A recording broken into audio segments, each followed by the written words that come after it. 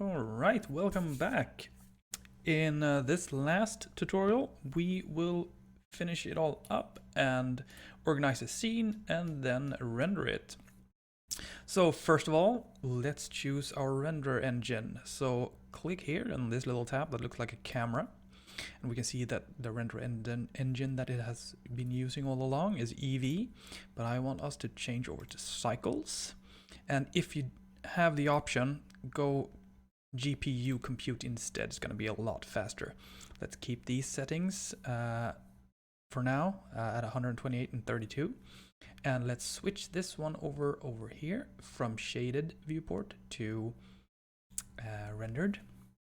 And as you can see, everything goes quite flat.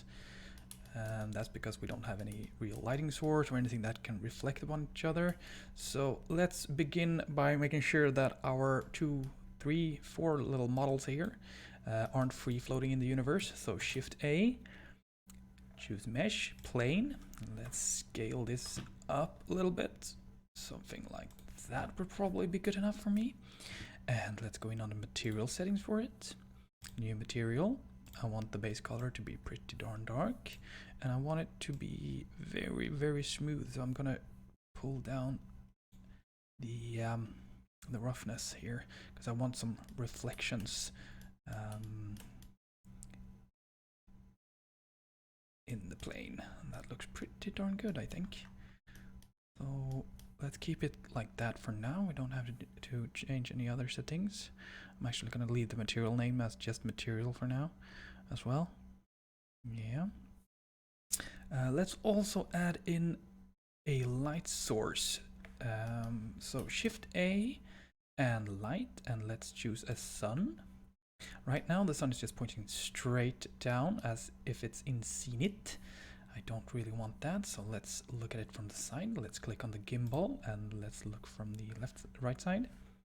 And since I still have the sun selected here, I'm going to press G and Z and move it up a little bit so I can see where it is. And I want to move the angle outwards a little bit. And then let's press on the red dot on the gimbal to move over here. I also want to move this slightly to the right here. So there we go. That looks pretty nice. Great. And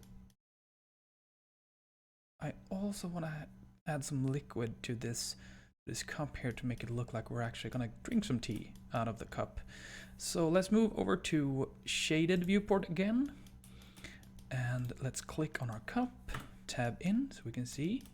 And we can actually change over to solid actually. And I'm going to turn off subdivision in the viewport so we can see a bit more what we're doing. I want the liquid to go up to around here. So I'm going to do a loop cut here with Control R and around there somewhere. And let's look at it from above. And let's select all these faces on the inside here. So let's press C on the keyboard for circle select. And let's start selecting. And I realized I have edge selection mode here. So I'm going to change that over to faces with number 3 on the numpad. Press C again and then continue selecting these faces here on the inside. Let's see, there we go. And all of those. And all of those. And let's duplicate this. Shift D and then press enter right away. And then P after that, because we now want to separate this into its own object, and we want to do it by selection. So let's tab out of edit mode. Let's unselect everything and then select this, the cup number 001. And let's change that name to T so that we know that this is the T. Tab into edit mode while having T selected and edge select mode, and let's select all this entire loop cut here with Alt Shift and press E to extrude, S to scale in, E to extrude, S to scale in again, and then F to close it all off. So let's give this a bit of a material. So go in here and we can press minus here. So tab out into object mode and remove these ones and add a new one. Let's call this one T. And this is going to be liquid. So we need to put the transmission to 1 here so that it's well, transmissive, so that it's see-through, so it acts like a liquid. And we want to give it a color as well, but we want it to be, we don't want the edges to have a color, we want the entire object to have color. We want it to have a volume. So let's add a volume here, an absorption, because that is what liquid does, it absorbs. And let's give it a bright yellow color. And let's go into rendered shading here, or the viewport shading here. And we can see that it is basically see-through here. And let's see here, just pull down the roughness. Let's put it at 0 for now. And let's see here, if we add to the density here, we should have it darker. Let's see here.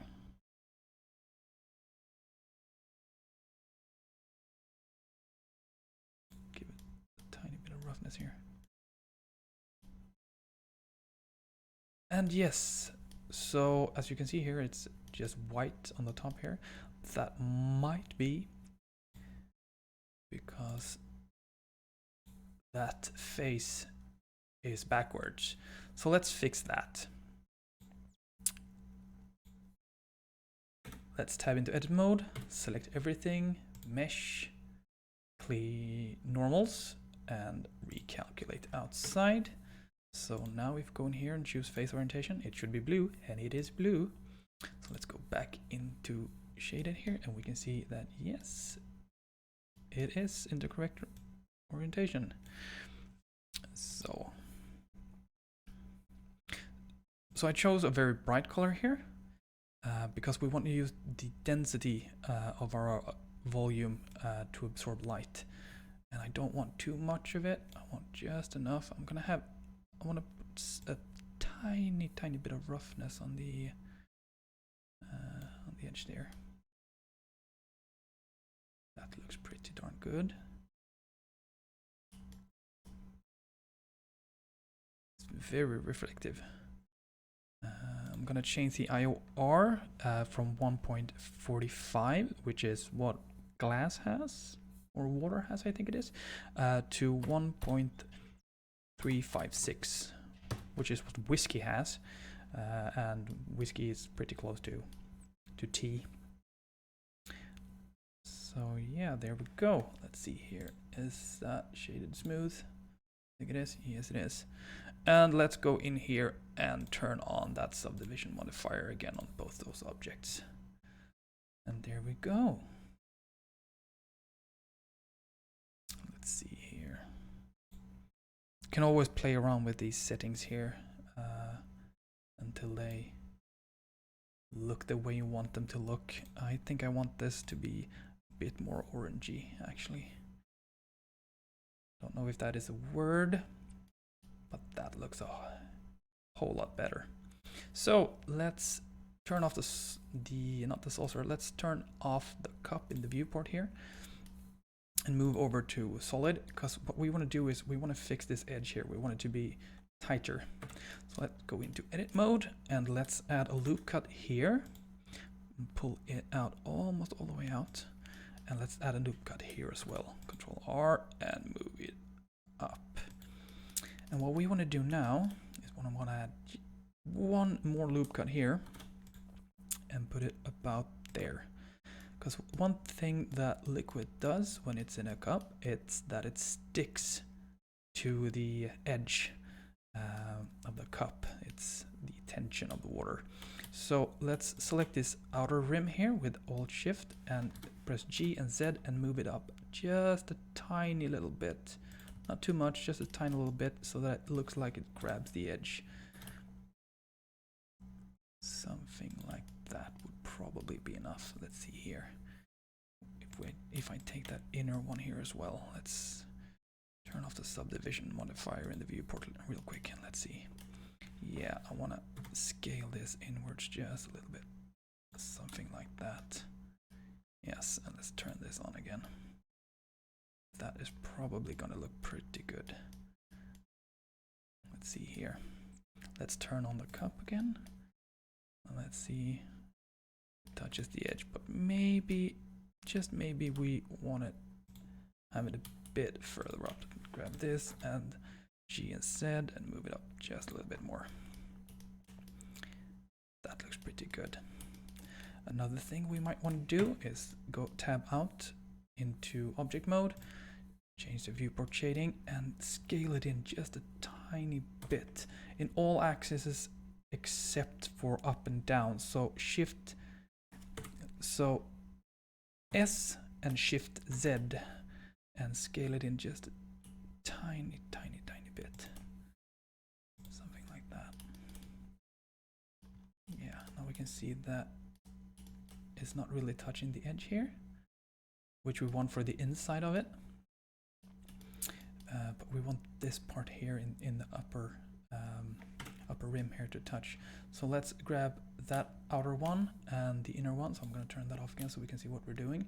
I'm going to grab these three here and I want to scale them outwards. So S shift Z and just scale it out until it barely touches.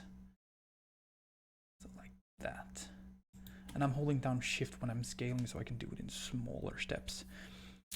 There we go. Let's turn that back on again. Tab out and let's go into shaded again. That is looking pretty good. That is indeed looking pretty good. So, what else could we do? Well, we need to have a camera. So let's add a camera. Shift A and choose camera. And the camera is now placed smack dab in the middle here.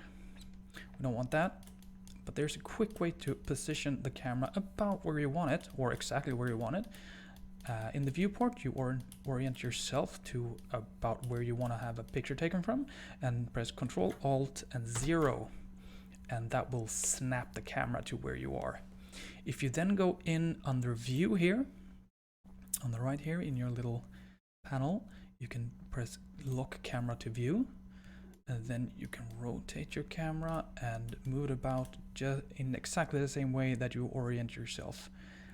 So I want to place it here actually. This is where I want to make a render from. So I'm gonna click on that one again so I don't keep moving it about.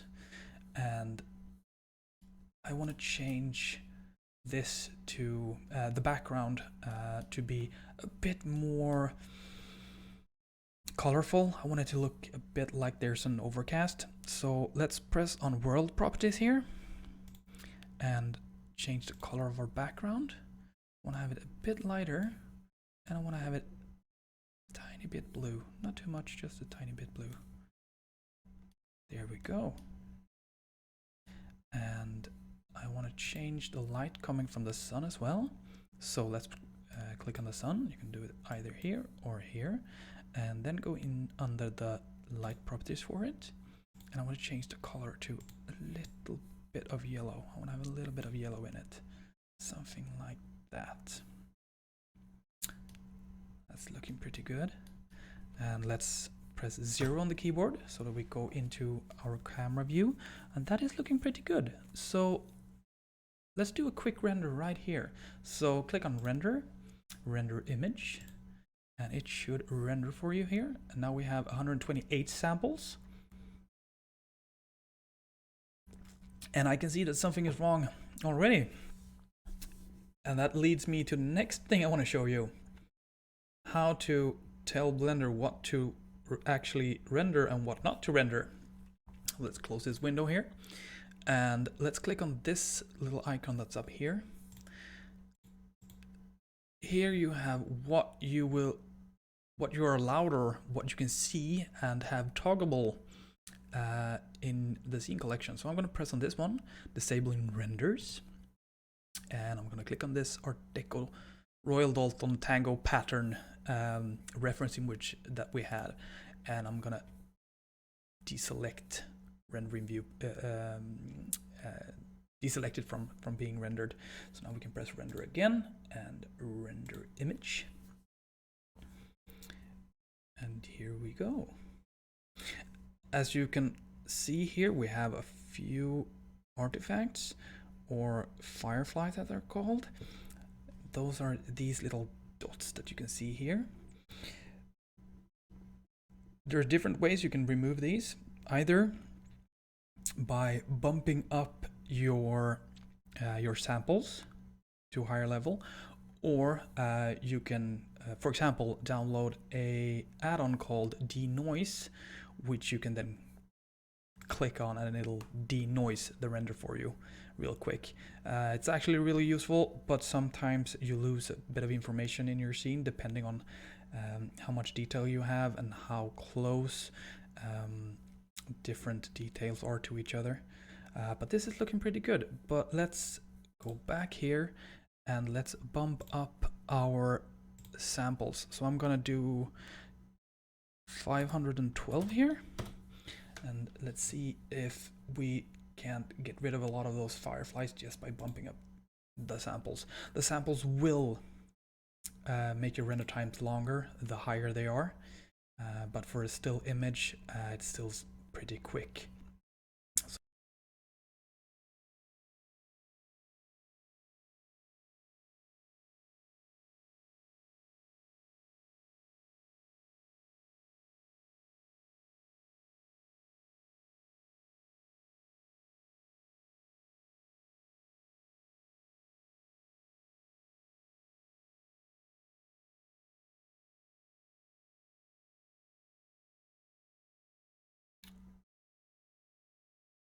And if you want to save the render that you just made and make sure that you have it saved where you want it, named the thing you want it named to, you can always click on this little menu up here, image, and save, or save as, or save copy, and you'll have them there.